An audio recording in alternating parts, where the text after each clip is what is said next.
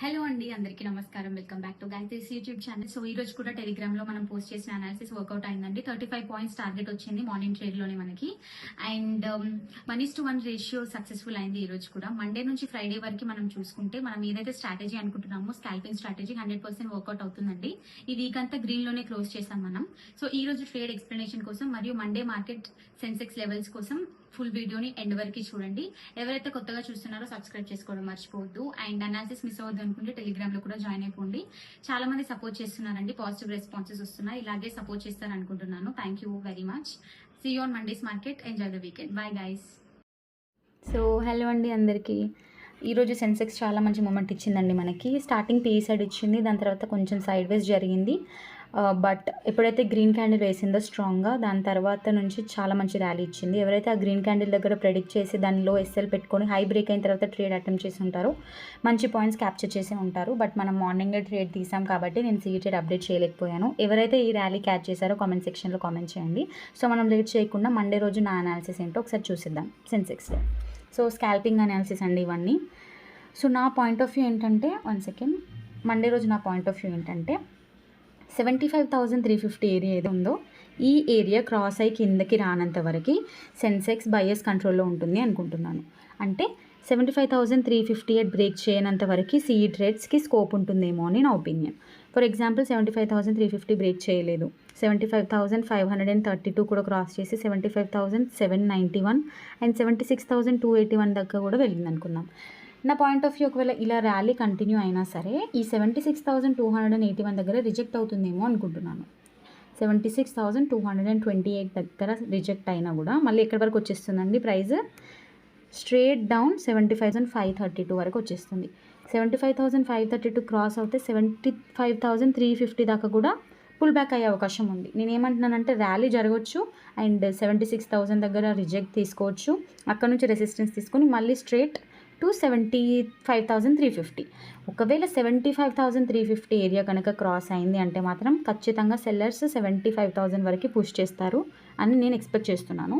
ఒకవేళ 75,000 దగ్గర కూడా స్టాండ్ అవుతే నేను హారిజాంటల్ లైన్స్ గీసాను కదా, 74,551, 74,000 అండ్ 74,000.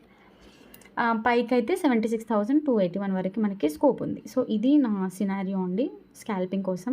మీరు కూడా ఒకసారి డ్రా చేసుకోండి లెవెల్స్ ఏమైనా ఉంటే.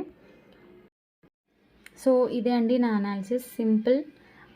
75,532 దగ్గర స్టాండ్ అవుతే 76,000 వరకు స్కోప్ ఉంది. 76,000 రిజెక్ట్ అవ్వచ్చు, అక్కడ నుంచి పుల్ బ్యాక్ రావచ్చు, మళ్ళీ 75,000 దగ్గరికి. ఇది కూడా బ్రేక్ అవుతే 75,000 రీచ్ అవుతుంది, ఇది కూడా బ్రేక్ అవుతే కింద లెవెల్స్, అంతే simple. And Monday market analysis ఇదండి. అండ్ ఈరోజు ట్రేడ్ ప్లాన్ ఎక్స్ప్లెనేషన్ ఒకసారి చూద్దాం చిన్నగా.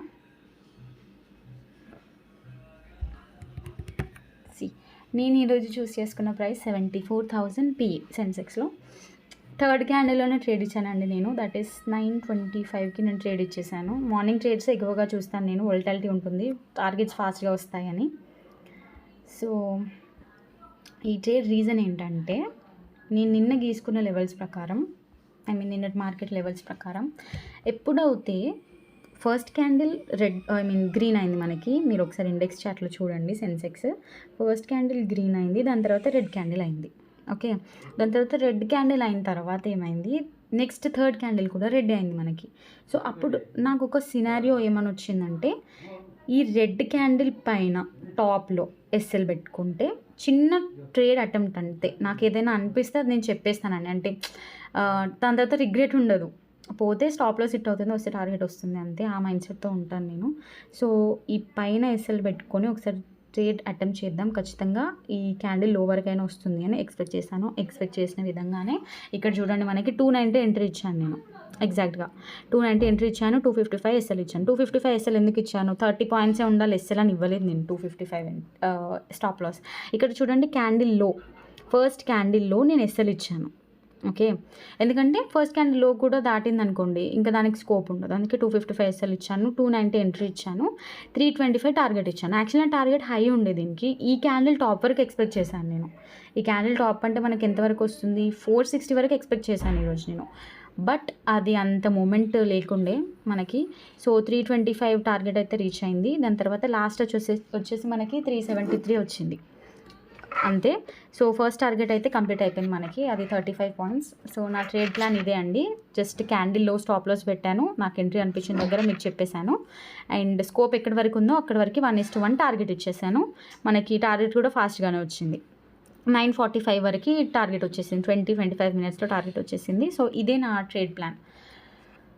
అండ్ చాలామంది అడుగుతున్నారు సపోర్ట్ రెసిస్టెన్స్ అంటే ఏంటి, ఎలా డ్రా చేసుకోవాలి అని. నేను సాటర్డే సండే మనకి హాలిడేనే కదండి, రేపు ఖచ్చితంగా వీడియో చేయడానికి ట్రై చేస్తాను సపోర్ట్ అండ్ రెసిస్టెన్స్ ఎలా డ్రా చేసుకోవాలో.